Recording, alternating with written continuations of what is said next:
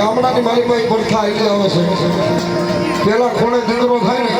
એટલે રાવણદેવ ઘૂઘરો બાંધવા માટે આવે સંતાના ઠાકે એની મારી પાસે આભલા સોળે અને ખોયું હોય જ રાવણદેવનું હોય અને એ દીકરાને હાલે ના ગોળાવે અને ભલા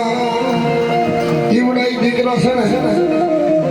એ હો વર્ષ જીવે 50 વર્ષ જીવે